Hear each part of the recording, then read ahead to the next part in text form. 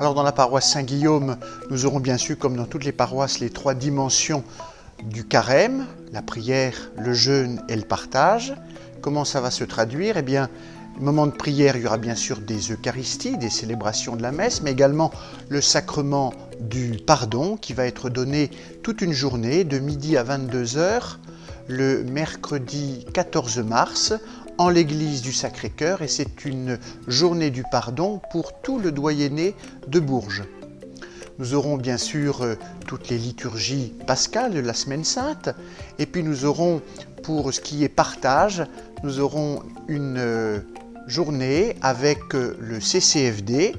Il y aura la journée de collecte le 18 mars, mais également le soir du 14 mars, à la Maison des Associations, à 20h, il y aura une soirée avec un partenaire venant d'Haïti qui s'occupe des problèmes de l'eau dans son pays et donc qui a besoin d'aide, et donc nous apporterons notre contribution, puis nous apprendrons aussi à connaître ce pays, Haïti, qui a connu ces derniers temps des moments bien difficiles. C'est une ouverture aussi à l'autre, à une autre culture et puis aux problèmes que rencontrent ces populations.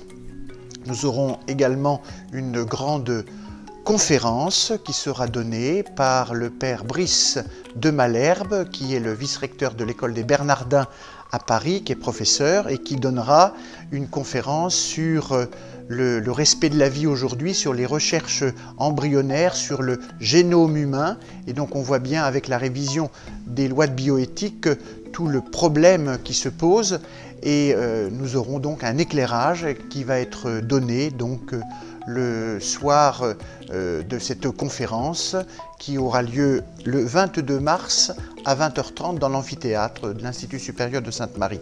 Donc ce sera un grand moment aussi. Et puis il y a la dimension du jeûne, la dimension d'une ascèse. Et donc il y aura toute une semaine, pour ceux qui le veulent, à l'initiative de la communauté de l'Emmanuel, qui est très présente sur Bourges et qui propose la semaine du 19 au 23 mars de jeûner pain et eau toute la journée, avec bien sûr un temps de prière le soir et de partage, d'expérience. Qu'est-ce que cette ascèse, ce jeûne provoque dans ma vie? Qu'est-ce que cela me donne vis-à-vis de Dieu, vis-à-vis des autres, vis-à-vis de moi-même? Quelle est cette relation nouvelle qui s'instaure par cette privation de nourriture?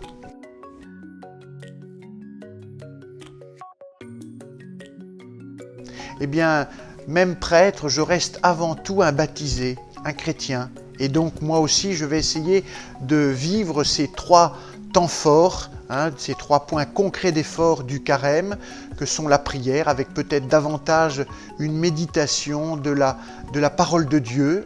Bien sûr que comme prêtre, on la lit, on la médite, on la prêche, on l'annonce, mais peut-être davantage de temps gratuit avec le Seigneur à travers cette méditation de la parole, à travers une prière plus contemplative, davantage de temps de méditation, de gratuité devant Dieu. Bien sûr, confession pascale, et le prêtre, comme tout chrétien, doit de temps en temps aller voir son Seigneur et se laisser réconcilier. Et puis, bien sûr aussi peut-être faire un peu de pénitence au niveau de jeûne aussi. On est souvent sollicité, souvent invité par les paroissiens, un déjeuner, un dîner, et bien peut-être un peu dire, voilà, on remettra ça au temps pascal, un peu plus tard, et puis voilà, pour se recentrer un peu sur l'essentiel, sur Dieu et sur nos frères.